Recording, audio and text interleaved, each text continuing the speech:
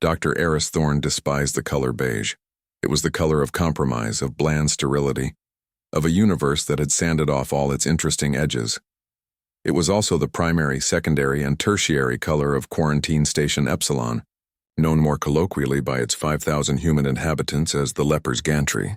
Eris navigated the beige corridor, his boots, stripped of their rubber soles by compact regulations, clicking an annoyingly sharp rhythm on the sterile metal floor. Epsilon was a human station, built by humans, but it had been retrofit by the Galactic Compact. This meant every surface was non-porous, every air filter was rated for Class A sterility, and every microbe that managed to survive the hourly UV light cleansings was studied with the kind of horrified fascination one might reserve for a sentient acid. "Morning, Dr. Thorne," a voice drawled. Eris looked up. Kyla Rostova, the station's commander, was leaning against a beige bulkhead. Her arms were crossed and a cynical, permanently exhausted smile was fixed on her face. She was the very model of a space orc leader, stubborn, fiercely protective of her crew and perpetually tired of alien bureaucracy. "Commander," Eris nodded. "You're enjoying the morning ambiance, I see." "Oh, immensely," Kyla said, pushing off the wall to walk with him. "I just got off a 3-hour call with our warden. He's threatening to cut our protein rations again." "Our warden?" Eris scoffed. The word left a bad taste in his mouth. "What's our crime this time, Commander? Did someone sneeze near an external sensor?" "Worse," Kyla said. "Sensor array on Deck 12 picked up a Class 3 bioplume. A cloud of our own filth, Eris. He said it was disgusting and a violation of the quarantine accords. It was a ventilation backflush. From the gym." Eris let out a short, bark-like laugh. "Of course. Heaven forbid a Xylos's delicate sensors have to register human sweat. Did you remind him that we are, in fact, living, breathing mammals?" I reminded him that he could shove his sensor report right up his Class A filtration port. That's why he's cutting the protein. This was the reality of Epsilon Station. Humanity had burst onto the galactic stage a century ago, a chaotic, loud, and passionate species. But it wasn't our space orc audacity that had stunned the galaxy. It was our biology. We were filthy. Not metaphorically, but literally. The average human body was a teeming, walking, breathing ecosystem of over 100 trillion microbes. Our guts, our skin, our mouths, they were a biological, Class 12 Deathworld, all on their own. When a human shook hands with a Xylos diplomat for the first time, the diplomat's hand had to be medically amputated after it was overcome by a strain of Staphylococcus aureus, so mundane it was harmless to the human. We weren't just a species. We were a walking plague, the plague wardens. So the Compact quarantined us, not out of malice, but out of fear. We were a Class 4 biohazard, confined to Epsilon Station and a few other leper colonies, all watched over by the hyper-sterile, phobic alien species, like their current warden, Zorvek. Eris's lab was the one place that wasn't beige. It was a riot of color, all of it contained within Petri dishes, holographic bioscanners, and pressurized vats. It was the heart of his research, xenoimmunology. He wasn't just a doctor. He was the foremost expert on why human biology was so terrifyingly robust. He waved his sterile, gloved hand over a sensor, and the lab door hissed open. "Tell the quartermaster to start the yeast vats," Eris said, stepping inside. "If Zorvek wants to play games with our food, we'll just make our own. The byproducts might even give his sensors a real Class 3 event to cry about." Kyla's smile widened. It was a sharp, dangerous expression. "That's my head of research. Give him hell." "Doc, I plan to," Eris muttered, turning to his primary console. "I plan to." He pulled up his latest project. It was a comparative model. A Xylos immune cell versus a human neutrophil white blood cell. The Xylos cell was a thing of beauty. A perfect, crystalline structure, efficient and precise, designed to identify and eliminate specific, known threats. The human cell was a nightmare. It was a lumpy, chaotic, amorphous blob that ate things. It didn't care if the threat was known. It didn't care if it was a bacteria, a virus, a fungus, or a microscopic splinter. If it was not self, the neutrophil devoured it, digested it, with a cocktail of corrosive enzymes, and then exploded to warn other cells. It was not a scalpel. It was a suicide bomber with a shotgun. "You're so disgusting," Aris whispered to the holographic cell, tapping the glass. "And you're the only reason we're alive." A soft chime interrupted him. It was Zorvek, the warden, appearing on his screen. The Xylos was a tall, impossibly thin being in a gleaming white environmental suit. His face, visible through a sterilized visor, was a mask of gentle, condescending pity. "Dr. Thorne," Zorvek's voice fluted, the translator smoothing out the yacht. "Alien bird-like clicks.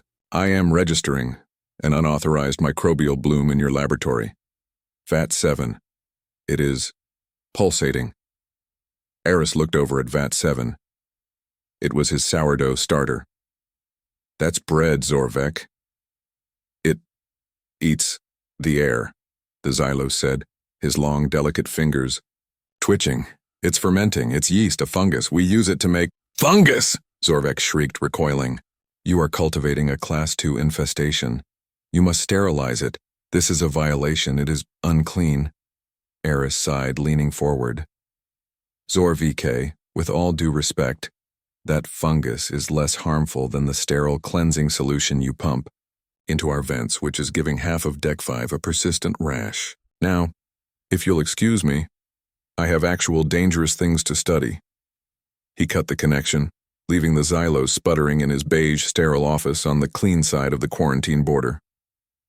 "One of these days, Aris," he said to the bubbling vat of yeast, "they're going to learn that clean is just another word for vulnerable." The first warning was not a scream, but a silence. Kyla Rostova lived by the data streams in her command center. She knew the hum of Epsilon's core reactor, the precise schedule of the compact patrol freighters that skirted their quarantine zone, and the chatter static of 1,000 distant systems. The silence came from Ethelgard Station. Ethelgard was the jewel of the Outer Rim, a garden station inhabited by the Xylos and other Class A, sterile species. It was a place of crystalline towers, purified air atriums, and zero bacteria environments. It was in every way the opposite of Epsilon. It was also the primary comms hub for the entire sector, and 3 hours ago it had gone dark. "I don't like it," Kyla said, her voice a low growl in the hushed command center. She stared at the system map where Ethelgard's bright, friendly icon had been replaced by a pulsing, ominous red query. No automated messages, no distress calls, just off, like someone unplugged it. "Probably just a core sync failure," her comms officer Jax offered, though he didn't sound convinced. "Them Xylos are so reliant on automation, they probably forgot how to send a signal manually." "Ethelgard doesn't have core sync failures, Jax. It's zero failure tech. The compact has bored us to tears with that fact for 50 years. Ping Zorvek. I want to know what our warden knows." A moment later, Zorvek's face appeared on the main screen. He looked, for the first time Kyla could remember, flustered. His normal, placid condescension was gone, replaced by a twitchy, fearful energy. "Commander Rostova," he said, skipping the usual pleasantries. "Your station is to maintain full quarantine lockdown. No transmissions, no external movement. A compact cruiser is en route to observe." Kyla's eyes narrowed. "Observe what? Zorvek? What's going on at Ethelgard?" "That information is compact classified," Zorvek snapped, his voice a full octave higher than normal. "It's my sector, you long-necked chicken. My people are here. I am not sitting blind while you observe." "What happened?" A containment breach," Zorvek finally stammered. "A medical experiment. It has compromised the station's integrity." "Compromised how?" Before Zorvek could answer, Jax's console shrieked, a high, piercing emergency alert. "Commander, new signal. It's not from Ethelgard, it's from a freighter that was docked there. The Starlight Swan." "Put it on," Kyla ordered. The screen flickered, and for a moment, there was only static. Then, a face. A Xylos pilot, his pristine white and gold uniform, torn, his face pale with a terror so deep it was almost biological. Behind him, the bridge of his ship was wrong. The clean white bulkheads were covered in a shimmering, crawling film. It looked like iron filings suspended in oil, moving, with a horrifying fluidic purpose. "This is Craig, Starlight Swan, Mayday. We are consumed." The pilot's arm, the one reaching for the console, suddenly dissolved. Not in a gory, bloody way, but in a way that was infinitely more terrifying. The flesh and bone just unraveled, turning into the same gray, shimmering dust that was crawling up the walls. The dust swirled, and for a second the pilot was a statue of swirling gray particles before he simply blew away. The signal cut. The command center was silent. Jax looked like he was going to be sick. "Zorvek," Kyla said, her voice lethally soft. "What the hell was that?" The Xylos was hyperventilating, his long fingers clawing at the collar of his envirosuit. "It is a myth," he whispered. "A Dark Age terror. It cannot be. It is not. It is the Grey Scourge." "Translate that for the unclean humans, Warden." "It is a Class Omega threat," Zorvek said, his voice trembling. A nanite plague. Self-replicating. Self-aware. It seeks order. It dismantles technology. It dismantles life. It sees sterile, ordered systems, and it cleanses them. Kyla's blood ran cold. She turned to her comms officer. "Jax, get me Dr. Thorne. Now." Eris arrived at the command center to find a scene of quiet, controlled panic. Kyla was at the main console barking orders. "Lock us down, down. No vents, no recycling, no signals.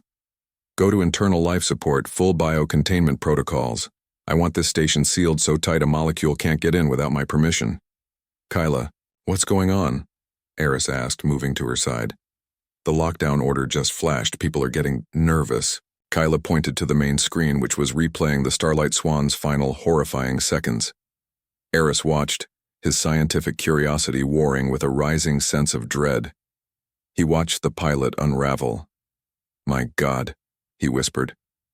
"Molecular disassembly. A targeted nanite. They're calling it the Grey Scourge," Kyla said, her voice grim.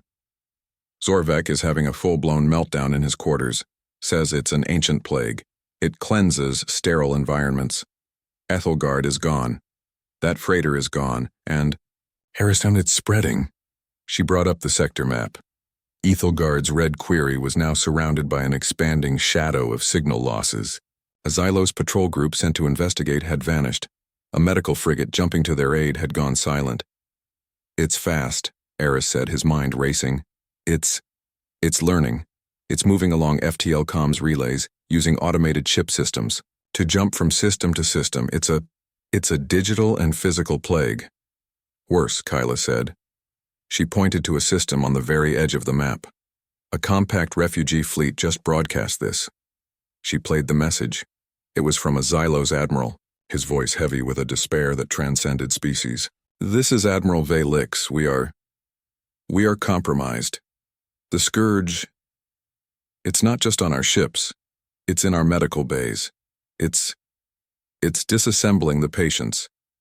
It seems to prefer sterile environments. The more advanced, the more clean the tech, the faster it spreads." The Admiral's image fuzzed, and he looked down at his own hand. The gray dust effect was starting, shimmering over his perfect porcelain-white skin. "It is a plague of purity," Velix whispered just before the signal died. Eris stared at the screen, a terrifying, exhilarating, heretical idea forming in his mind. "Kyla," he said, turning to her. "What did Zorvek say? It cleanses sterile environments? It seeks order?" "Yeah. So? So what's the opposite of a sterile, ordered environment?" Kyla's eyes, which had been darting around the room, snapped to his. She didn't say anything, but her expression shifted. The dawning of a horrible, space orc-level idea.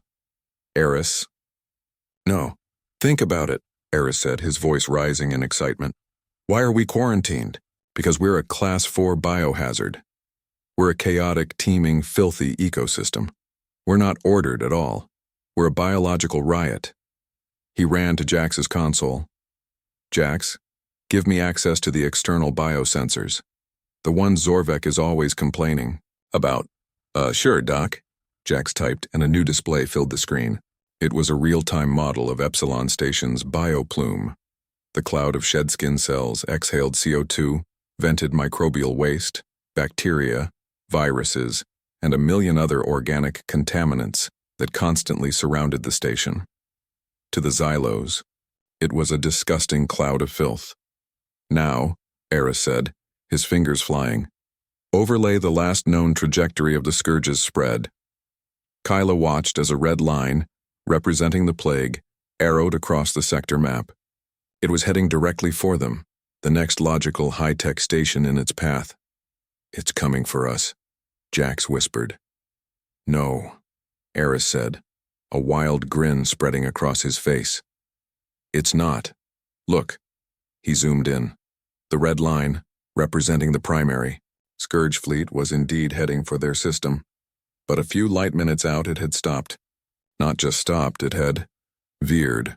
A new signal, a compact military channel that had been silent, suddenly burst to life. It was a ship, a massive dreadnought, the Radiant Shield, which had been on patrol near their system. Its icon was blinking. Commander, Jax said, his voice trembling. That's the Radiant Shield. It's a Xylos capital ship. It's 20,000 kilometers off our port bow. And oh my God, it's flickering. Kyla brought the ship up on the main external camera.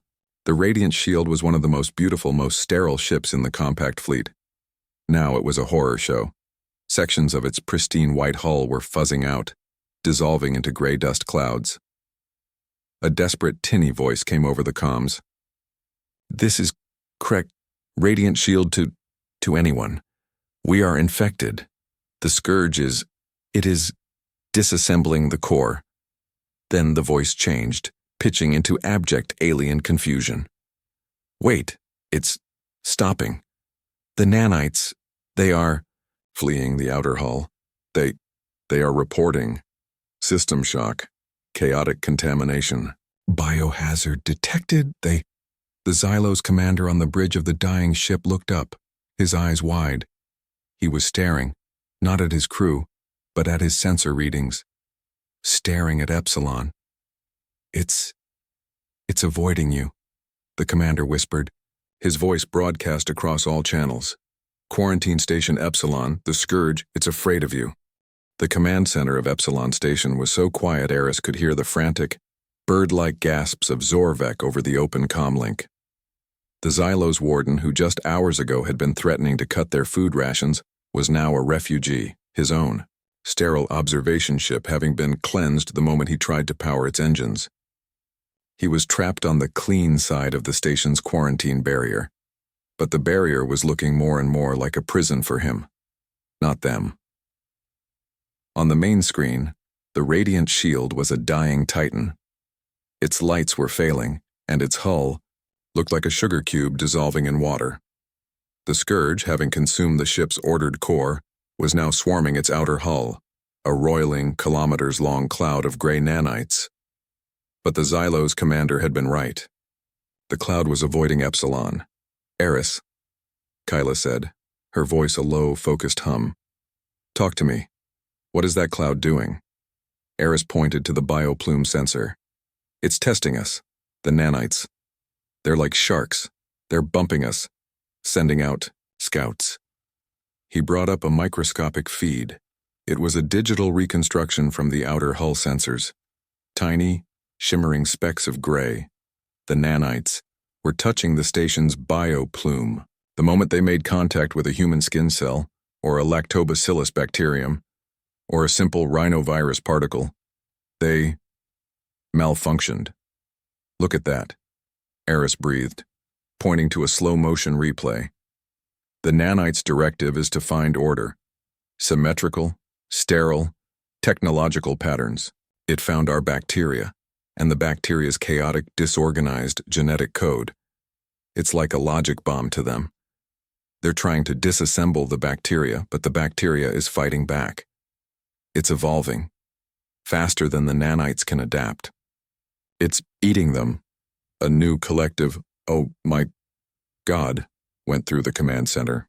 Our filth, Kyla said, a note of stunned, space orc reverence in her voice.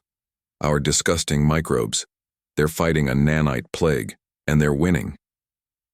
The radiant shield gave a final, shuddering groan. A desperate message, no longer from the commander, but from the ship's automated system, flashed on their console. A Xylo's high command priority signal rerouted through the dying dreadnought. It was a sector-wide broadcast, a desperate plea. To any and all compact assets. Gray Scourge, containment failure. All sterile zones compromised. We. The message fuzzed, then was replaced by a different voice. A cold, terrified Xylo's High Admiral. Quarantine Station Epsilon. The Admiral's voice stated, flat and devoid of hope. This is High Command. We have analyzed the data from the radiant shield. We see your plume. Eris could almost hear the alien choking on the word. The Scourge. It is not engaging you. Your status is Class 4 biohazard, chaotic, unclean. The Scourge analysis lists your station as indigestible. AI, beat of silence. You are, the Admiral's voice cracked, the only station in this sector that is not being actively cleansed. Kyla Rostova leaned back in her chair. She looked at Eris. Eris looked at her. A slow, dangerous, space orc smirk spread across Kyla's face. It was the smile of a prisoner who had just been handed the keys to the entire prison. So, Kyla said, her voice quiet but carrying across the entire command center. After 50 years of being unclean, it turns out we're indigestible. I like the sound of that. She turned back to the console. Jax, open a channel, all channels, to the Xylo's High Command, and get Zorvek on the line. I want that chicken-necked coward to hear this. Jax's fingers flew. Channel open, Commander. Kyla leaned forward, her face filling the screen that was being broadcast to what was left of the compact fleet. Her voice was pure, uncut, Deathworlder, steel. This is Commander Kyla Rostova of the disgusting and unclean Epsilon Station. We are, as you've so helpfully noted, indigestible. She paused, letting the silence stretch, letting them feel it. The galaxy that locked us in here is now falling apart because it's too clean to survive. You have a gray scourge problem. We have a stubborn bastard solution. Our filth is the only thing stopping this plague. She looked directly into the camera, a plague warden addressing the galaxy that had jailed her. My people are no longer prisoners. We are consultants. The new price for our consultation is the immediate and permanent dissolution of the quarantine accords. Commander, Zorvek's voice shrieked over the internal link. You cannot. That is extortion. No, Warden, Kyla replied, not even glancing at his icon. It's leverage. Now, High Admiral, she said, her voice dropping. My top biologist, Dr. Thorne, has a theory, but we're not going to test it from inside this box. You want to live? You want to stop the Scourge? She smiled, that sharp, dangerous smile. You're going to have to come here, and you're going to have to say please. And you, she added, are going to have to get a little bit dirty. The silence that followed Kyla's ultimatum was heavy, absolute, and galaxy-wide. Every surviving compact ship, every refugee fleet hiding in a nebula, every panicked government on every sterile world had heard it. The plague wardens, the unclean, pariahs had just put the entire clean galaxy in a headlock. On the main screen, the Xylo's High Admiral, a being named Lix, who had replaced the one lost on the radiant shield, was a statue of pale, aristocratic fury. His perfect crystalline command bridge was, for now, untouched by the Scourge, as he was in a distant, safe system. He was a being who had never known chaos, never known dirt, and was now being told his survival depended on it. Commander Rostova, Felix finally said, his voice a razor-thin wire of controlled anger. Your terms are an act of opportunistic piracy. The quarantine accords are the bedrock of interspecies safety. You are a Class 4 biohazard. To demand their dissolution is the only reason you're still breathing.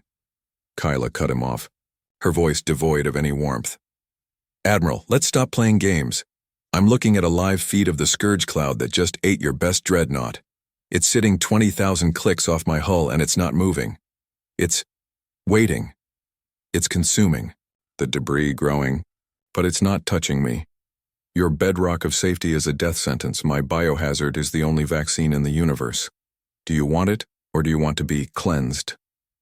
This is madness, Zorvek's voice shrieked, his face appearing in a small window, his features twisted in panic. He was still trapped on the clean side of the quarantine barrier, and his own sensors would be showing him the same horrifying tactical map. Commander, you will doom us all. You will infect them. The Scourge is one plague. You are offering another. Shut him up, Jax, Kyla ordered, and Zorvek's window vanished. Admiral, my plague is a cold. Your plague is an extinction event. I am not repeating myself. The Accords. Now, broadcast it, galaxy-wide, on your high command authority. The Admiral's thin, alien chest heaved. He was a creature of pure logic and order, and his entire world was being dismantled. But the logic was sickeningly on the human side. The Scourge was a 100% certainty of annihilation. The humans were an unknown, a disgusting, chaotic, filthy unknown. You will have what you want, Felix forced out, each word sounding like it was being physically pulled from him. The quarantine accords are suspended, effective, immediately. All species are advised that the human biohazard is reclassified as a potential counteragent. That's a good start, Kyla said, not giving him an inch. Now, you have a refugee fleet from the Ethelgard system, about 2 hours from my coordinates. They are running from the Scourge. They are running here, correct? The Admiral's face went from pale to translucent. Yes.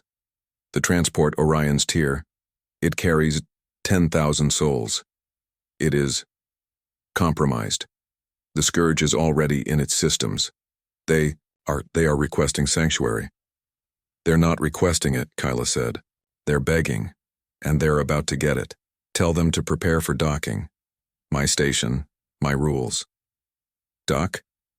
Felix was visibly trembling. Commander, the moment their airlock meets yours, the contamination, it will be irreversible. That's the entire point, Admiral, Kyla said, her voice softening for the first time, not with pity, but with a cold, space orc certainty. It's time for the galaxy to get its hands dirty. Epsilon out. The screen went dark. Kyla spun in her chair, her knuckles white. She looked at Eris, her eyes a storm. Doc, you said you had a theory. This is it. 10,000 Xylos are about to become your new test subjects. Can you actually save them? Or did I just bluff the entire galaxy with a busted pair of twos? Eris took a deep breath, the thrill of pure, unadulterated science, the kind that broke all the rules, surging through him. Kyla, our Filth is a finely tuned 4-billion-year-old weapon. Their plague is a dumb one-note robot. It's not a fair fight. Get them docked. I'll get my lab ready. He turned to leave, a manic grin on his face. Oh, and Kyla? Tell Zorvek. He's invited to the welcome party. The Orion's Tier was a ghost ship by the time it limped into Epsilon's docking range. It was a Xylos Garden-class transport, designed to be a paradise of sterile air, purified light, and serene beige aesthetics. It was now a floating coffin, and the crew knew it. On the command center's main screen, Eris and Kyla watched the approach. The ship's external hull was flickering in patches, the telltale sign of the Scourge disassembling its outer layers. Their internal sensors are screaming, Jax reported, his voice tense. The Scourge is in their main recycler, their medical bay, their bridge. It's everywhere, Commander. They're broadcasting terror, Eris, you're on, Kyla said. Hangar Bay 3. This is your show. Eris nodded, his face grim. Jax, put me through to the Tears Bridge. Audio only. They don't need to see my unclean face just yet. Channel open, Doc. Eris keyed the comms. Captain, of the Orion's tier, this is Dr. Eris Thorne, Chief Medical Officer of Epsilon Station. We are guiding you into Hangar Bay 3. We are going to save your lives. A panicked bird-like voice, warped by a failing translator, chirped back. Save us? Save us? You don't understand. The cleanser. It is on our suits. It is in the air. If you open your bay, you will be consumed. Negative, Captain, Eris said, his voice a calm, steady bedrock in the storm. We are not a sterile environment. Our station is indigestible. Your plague cannot survive here, but you must follow my instructions to the letter. What? What must we do? The alien captain whispered, his voice broken. Absolutely nothing, Eris said. Just breathe. Hangar Bay 3 was a massive industrial cavern, stained with 50 years of hydraulic fluid, cargo loader exhaust, and human life. It was the least sterile place on the entire station, and Eris had chosen it for a reason. He stood on an observation deck, looking down as the massive Xylos transport settled onto its clamps with a groan of stressed metal. He was wearing a simple cloth mask and goggles. Beside him, in a fully sealed pressurized clean suit, was Warden Zorvek. Kyla had ordered him to attend. The Xylos was vibrating with a mixture of terror and disgust. You will kill them and us, Zorvek hissed, his voice tinny over the speaker. The moment their scourge plague mixes with your biosludge, the resulting catastrophe. Shut up, Zorvek, Eris said, not taking his eyes off the hangar floor. You're about to get an education. The Orion's tier ramp began to lower. The 10,000 Xylos refugees were packed behind it, a sea of tall, thin figures in shimmering white envirosuits. They were the very picture of clean civilization, and every single suit was flickering. The Scourge was actively eating them alive. Inside their own armor, the ramp touched the deck. The pressure seal hissed open, and the filthy, warm, humid air of Epsilon Station's Hangar Bay 3, rich with yeast spores from the mess hall, fungal blooms from the perpetually damp wall in the corner, 3,000 strains of mundane human bacteria, and Eris's own exhaled microbes, wafted into the Orion's tier. For a second, nothing happened. The Xylos stood frozen, statues of terror. Then, from the front row, a Xylos female let out a high-pitched shriek, but it wasn't of terror, it was of shock. She pointed to her own arm. The flickering gray nanites on her suit had stopped. Eris watched on a magnified feed. A single nanite attempting to cleanse a particle of pollen from the station's hydroponics bay was suddenly swarmed. It was covered in a microscopic, chaotic mob of aspergillus fungus. The fungus, with no order for the nanite to disassemble, simply treated the nanite as a mineral. It began to digest it. Look at that, Eris whispered, his voice filled with a Deathworlder's pride. It's not a logic bomb, Kyla. It's food. The nanites are food. Across the hangar, the Scourge was dying. The gray, shimmering film on the Xylos' suits wasn't just stopping, it was receding. It was being actively devoured by the disgusting ecosystem of Epsilon Station. The nanites, designed to fight order, had no defense against pure, unadulterated chaos. A Xylos at the front, a military officer, slowly, agonizingly unsealed his helmet. He was preparing to die from the human plague. He took a deep, shuddering breath. His eyes, large and black, went wide. He looked at his hands. The Scourge, which had begun to form on his bare skin, was gone, dissolved, eaten. He looked up at the observation deck, at Eris. He didn't speak. He just breathed. They're breathing it, Zorvek stammered, horrified. The air, it's unfiltered. They will be alive, Zorvek, Eris said, pulling his own mask down. He took a deep, satisfying breath of the unclean air. They're going to be alive. Now get my lab ready. I have 10,000 new patients. We're going to need to get them inoculated. Eris's lab, once a place of quiet, beige-hating research, had become the chaotic, frantic heart of the war. It was now a bioprocessing center, a field hospital, and a space orc soup kitchen, all in one. Xylo's refugees, stripped of their failing, shimmering suits, were huddled in quarantine blankets. They were terrified, confused, and disgusted, but they were alive. The Scourge had been eaten off their skin by the ambient air, and now they were breathing the same filthy air as the human crew. It's spicy. A young Xylos, a botanist, named Lyra, whispered to Eris. She was the first to volunteer for a full diagnostic. The air. It tastes heavy and spicy. That's called flavor, Lyra, Eris said, smiling as he ran a microscanner over her arm. You're probably tasting the yeast from the mess hall 2 decks down. Your clean world filters all that out. We call it ambiance. Fascinating, she murmured, though her hand was shaking. The Scourge, it is gone, but I feel strange. You're having an immune response, Lyra. For the first time in your life, Eris said, showing her the holographic display. Your Xylo's immune cells, and they're just sitting there. They have no idea what to do with with the everything in our air, but look. He pointed to a new chaotic element in her bloodstream. We gave you a simple saline IV when you came in, except it wasn't just saline. It was a probiotic cocktail, a simple lactobacillus, the same bacteria we use to make yogurt. He magnified the image. A particle of the gray Scourge, a dormant nanite he had just introduced to the blood sample, appeared. The Xylos cells ignored it. But the yogurt bacteria, a creature of pure, chaotic, evolved hunger, immediately swarmed it. It didn't care that it was a nanite. It saw it as a mineral, a calcium source, and it began to break it down. My God, Lyra breathed. You're fighting the Scourge with cheese and bread and beer and every other disgusting thing we've cultivated for 10,000 years, Eris said, his voice ringing with triumph. The Scourge is a mono-task weapon.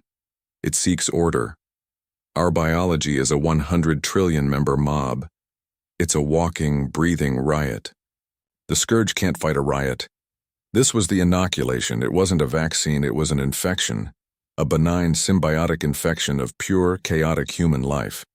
We can't just clean the Scourge off their ships, Eris explained to Kyla in the command center an hour later. He was holding a metal, pressurized canister. The Scourge is in the walls, it's in the core. The moment they sterilize their air, it'll come right back. We can't run from this plague, Kyla. We have to outcompete it. Kyla's eyes were locked on the tactical map. The Scourge cloud, the one that had been waiting, was now moving. It was heading for Deathworld Station, the now consumed jewel of the sector. The Scourge was consolidating. It's building a nest, Kyla said, her voice grim. It's consumed half the sector and now it's pulling all that mass back to Deathworld. It's feeding on the station, growing. Then we have to stop it. There, Eris said. He held up the canister. This is what I'm calling the Plague Warden's cocktail. It's a bio-slurry, a weaponized. Well, it's basically a highly concentrated sourdough starter mixed with a few million strains of common cold virus and a lot of lactobacillus. It's the most disgusting thing I've ever created. And it's beautiful. A bio-bomb, Kyla said, a space orc smile touching her lips. You've built a filth bomb, Doc. I've built the cure, Commander, Eris corrected, but it needs a delivery system. We need to get this slurry into the heart of that station, into its primary ventilation system. We need to contaminate the Scourge's nest. Kyla looked at the 10,000 Xylos refugees in her hangar bay. She looked at the dying, clean Xylos ships on her tactical map, and then she looked at Zorvek, who had been listening from the corner, his face a mask of pure, unadulterated horror. "Zorvek," Kyla said, her voice dangerously sweet. "See, Commander? You've been complaining about our unclean ships for a decade. How would you like to take a ride on one?" The plan was pure space orc. It was stupid, suicidal, and utterly, brilliantly insane. And it was the only option they had. Epsilon Station was now the brain of the Grey Scourge. It was a swirling mass of nanites kilometers wide, feeding on the station's massive, sterile power core. It was also, as Jax had discovered, broadcasting a control signal, coordinating the Scourge across the sector. "We can't just bomb it," Jax explained, his fingers flying over the console. "The nanite cloud is so dense, it's acting as a kinetic shield. It's eating torpedoes before they can even get close. It's a fortress, a clean, perfect, deadly fortress." "So we don't bomb it," Kyla said, standing in the middle of Hangar Bay 3. "We infect it, from the inside." She was standing in front of the HCV Brawler, a human hazard-class tug. It was the oldest, rustiest, filthiest ship on Epsilon. Its CO2 scrubbers were homemade, its engine manifold was jury-rigged with parts from a coffee machine, and its recycled air tasted like a gym sock. It was, in short, the perfect weapon. "This is the plan," Kyla said, addressing the newly formed Joint Task Force. It consisted of her own human bridge crew, a dozen human hazard class, engineers, and a very pale Xylos delegation, led by Lyra, the botanist. The Brawler is loaded with Dr. Thorne's cocktail. 10,000 liters of it pressurized and ready to be vented. We are not going to fight the Scourge. We are going to fly through it. The Brawler's bioplume is so thick the nanites won't be able to get a lock. They'll be too busy fending off the cloud of our own filth. Lyra the Xylos raised a trembling hand. "Commander, you fly through the Scourge? The density. It will tear the ship apart even if it is unclean." "It would," Kyla agreed, "if we were going in slow. But we're not. We're going to use a Xylos ship as a shield." The Xylos delegation looked confused. Kyla pointed to the Orion's tier, which was still docked. "Your ship is still compromised. The Scourge is still in its systems, dormant but present. The Brawler is going to piggyback on the tier. We're going to physically weld our filthy ship to your clean one." The plan was horrifying. The Orion's tier would approach Ethelgard, the Scourge recognizing the clean Xylos ship and the dormant nanites already on board, would allow it to approach. It would see it as a reinforcement or as food. "The Scourge will let the tier get close," Kyla said. "Just as it's about to be consumed at the front, we detach the Brawler from the back. We'll be inside the main cloud, but we'll be moving. We fly straight for the station's central ventilation hub. We dock, we contaminate the core, and we get the hell out." It was a Trojan horse strategy, using a clean ship to hide the filthy one. This is unprecedented," a Xylos engineer stammered. "It is deceptive, it is space orc." "Welcome to the team," Kyla grinned. "Now for the fun part, the Brawler's crew. I'll be piloting. Jax, you're on comms." "Commander," Eris interrupted. "You can't, I have to go." "Not a chance, Doc," Kyla said. "You're the Plague Warden. You're the only one who understands the cure. You're too valuable to risk." "That's exactly why I have to go," Eris argued, walking right up to her. "This isn't just about dumping a payload, Kyla. The Scourge is adapting. What if the cocktail isn't enough? What if it needs to be adjusted? What if it needs a human element? The Scourge isn't just afraid of our microbes, Kyla. It's afraid of us. Our chaotic, illogical, living biology. I am the weapon, Kyla. My body is the weapon. I have to be on that ship." Kyla stared at him. She saw the space orc stubbornness. In his eyes, the same fire that was in her own. He was right. This wasn't a bombing run, it was an inoculation. And it needed the doctor. "Fine," Kyla growled. "But you are not to touch anything unless I tell you to. You're a biobomb, Doc, not a pilot. Now get your gear. We're going to teach this galaxy the real meaning of herd immunity. As the human crew, laughing and sharing gallows humor, began to board the brawler, Lyra and the Xylos team watched, horrified and mesmerized. They are laughing, Lyra whispered to her engineer. They are flying into the gray.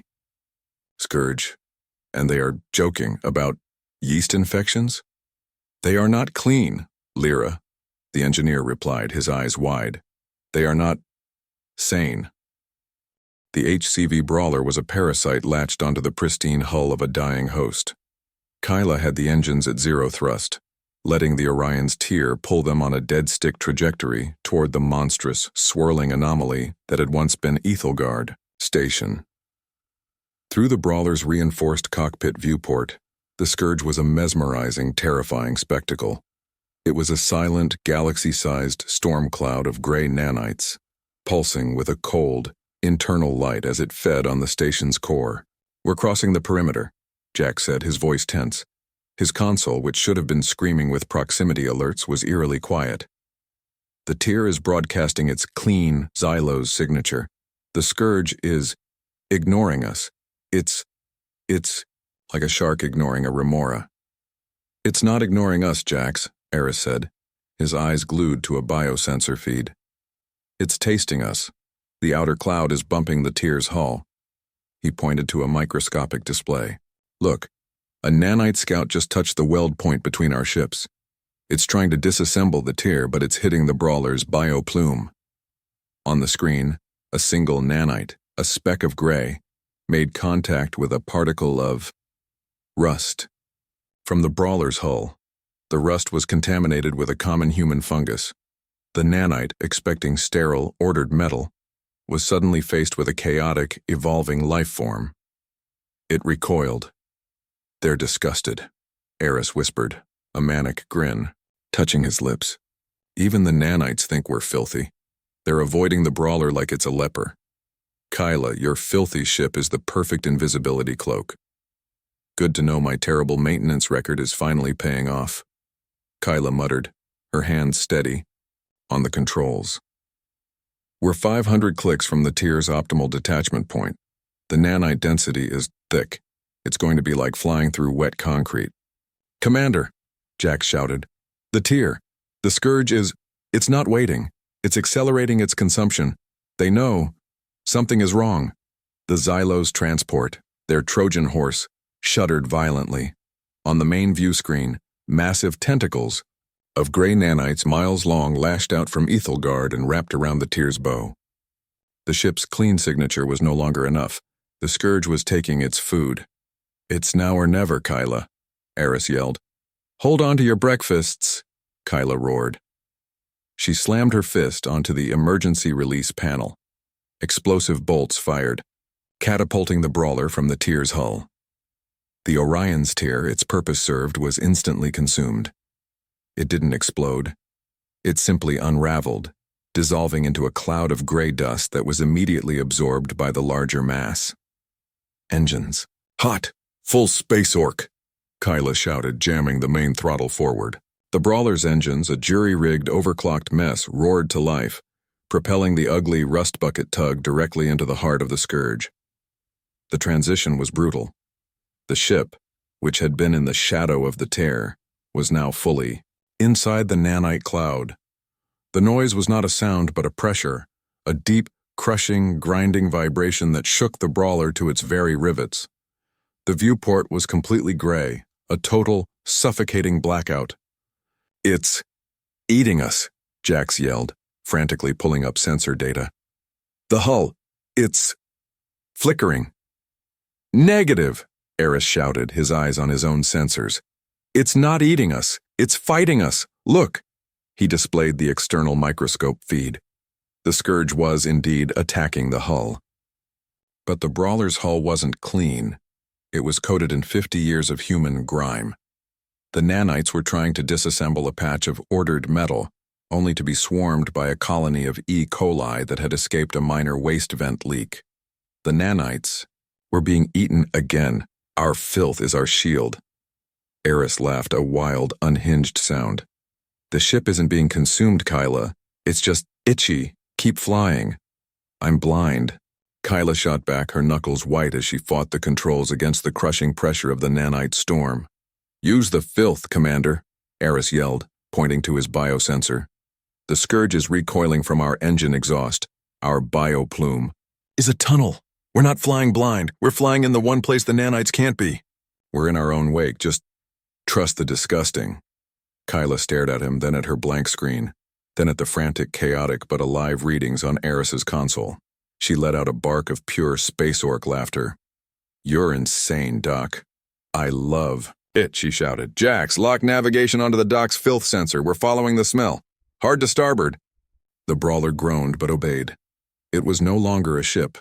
It was a 10,000-ton rocket-powered bacteria, and it was burrowing its way into the heart of the galaxy's cleanest enemy.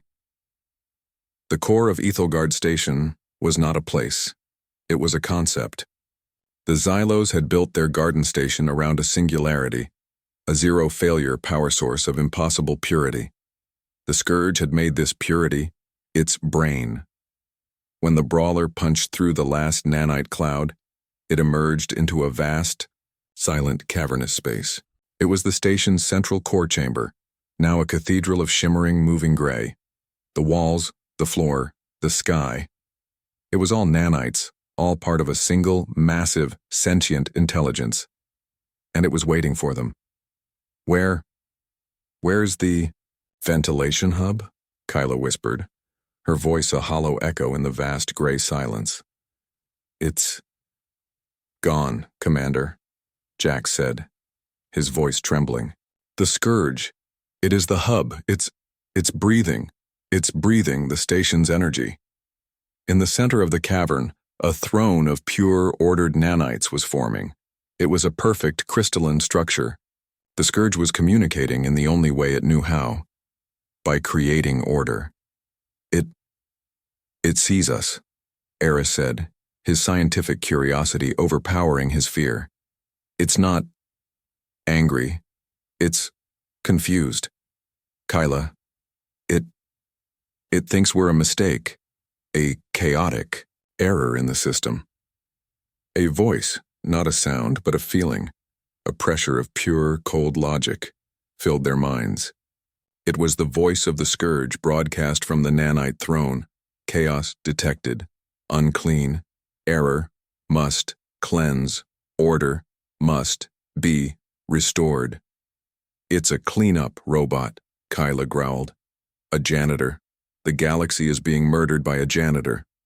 A janitor that's about to be infected, Eris said, his hand moving to the payload controls. Kyla, get us anywhere near that throne. I'm going to give it a taste of our error. I can't dock, Eris. There's nothing to dock to. Then we're not docking, Eris roared, unstrapping himself. It's a biobomb, Kyla. It's time to arm it. Jax, pump Epsilon's ambient air, all of it, into the cargo bay. Overpressurize it, now. Doc, what are you? The cocktail isn't just the slurry, Kyla. It's the air.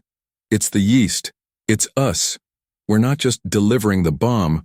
We are the bomb. Eris grabbed a simple metal pry bar, a hazard class tool. Get me close, he ordered, and then open the cargo bay doors, all of them. Kyla didn't question him. She was a space orc commander, and this was the most space orc plan she had ever heard. You've got it, Doc. Jax, hold on. She rammed the Yar, Brawler's engines, not in a run, but in a charge. The ship, a filthy, rust-covered spear, aimed directly at the perfect crystalline throne of the Scourge. Error, chaos, unclean. The throne pulsed, sending out a wave of cleansing nanites. The wave hit the brawler and recoiled.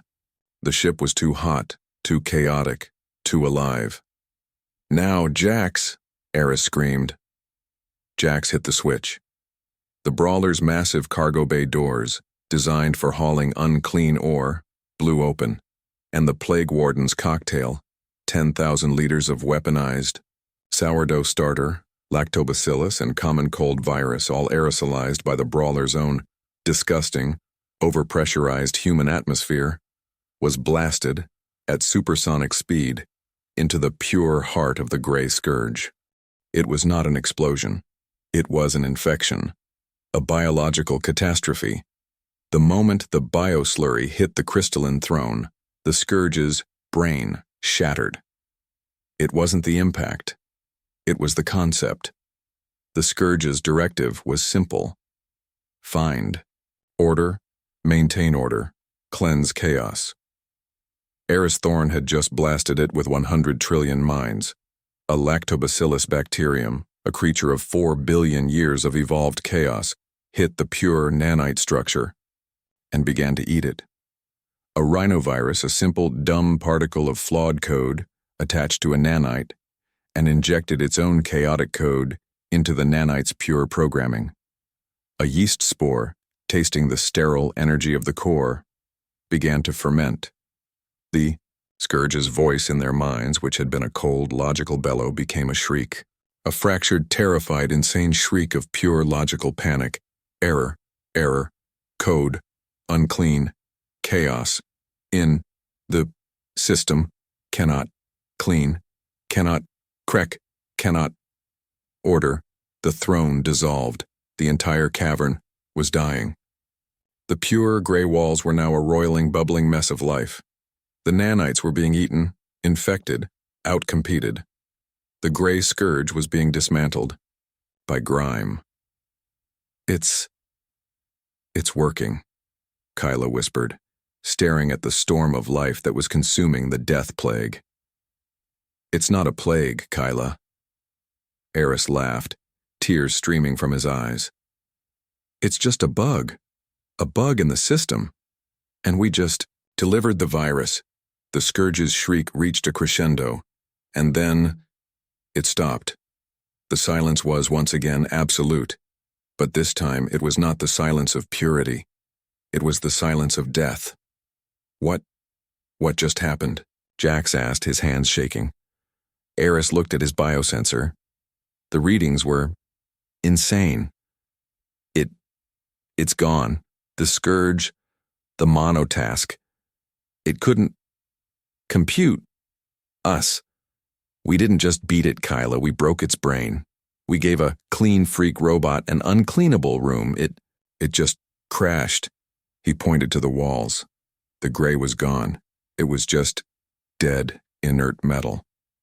The plague warden's cocktail was still alive, floating in the 0G, a cloud of filth. But the scourge was just dust. Harmless, inert. Dead dust, Jax, Kyla said, her voice shaking but hard. Get me a channel to High Admiral Valix, to everyone. A moment later, the channel was open. Kyla Rostova, her face streaked with filthy sweat, her ship's cockpit unclean and chaotic, looked into the camera. This is Commander Kyla Rostova of the formerly quarantined Epsilon Station, she said. Her voice broadcast across the entire terrified, sterile galaxy. The gray scourge is gone. The plague wardens have cleansed the cleanser. She paused, letting the space orc audacity of the moment sink in. The galaxy is filthy, again. And it is safe. We are accepting your apologies. And your trade agreements effective now. Epsilon, out. The HCV brawler limped back to Epsilon Station not as a leper, but as a triumph. It was disgusting. It was coated, inside and out, in a biofilm of aerosolized yeast, bacteria, and dead nanites. It was the filthiest ship in galactic history, and it was beautiful. When Kyla, Eris, and Jax walked into the Epsilon Command Center, they were met with a roar. The 5,000 unclean humans of the leper's gantry were celebrating, but they weren't the only ones. On the main screen, High Admiral Valix was waiting. He was not in his clean command center. He was in Epsilon's hangar bay. He was standing without a helmet, breathing the filthy air, surrounded by the 10,000 Xylos refugees. Lyra, the botanist, was at his side, offering him a cup. Commander Rostova. Dr. Thorn, Valix said. His voice was different. It was hoarse. Admiral, Kyla said, nodding. her space orc swagger in full effect. "You're sneezing." "Yes," Valix said. He took the cup from Lyra. "It is unpleasant. Dr. Thorne, this inoculation you gave us, it gave you a cold," Eris said, stepping forward, a small, tired smile on his face. "Congratulations, Admiral. Your species is alive. You're sick, you're unclean, you're inconvenienced, and you are invincible to the Grey Scourge." Lyra held up the cup. "Doctor," she said, her voice filled with a new kind of awe. "This bread, yeast, fungus, starter, it is delicious." Valix, the High Admiral of the Purity Fleet, drank from the cup of sourdough starter. He coughed. He winced. "It is spicy," the Admiral croaked. "Welcome to the herd, Admiral," Kyla said, clapping him on the shoulder. A massive breach of clean protocol. Valix flinched, but he did not recoil. The quarantine accords were ash. The Grey Scourge was gone. The plague wardens were no longer prisoners. They were saviors. Eris looked at his lab, at the filthy, chaotic, disgusting life he had cultivated. He looked at the Xylos, a clean species, now learning that purity was vulnerability, and filth was life. And for the first time in his life, Dr. Eris Thorne looked at the beige, sterile universe, and he smiled, because he and his 5,000 space orcs were about to add a lot of color.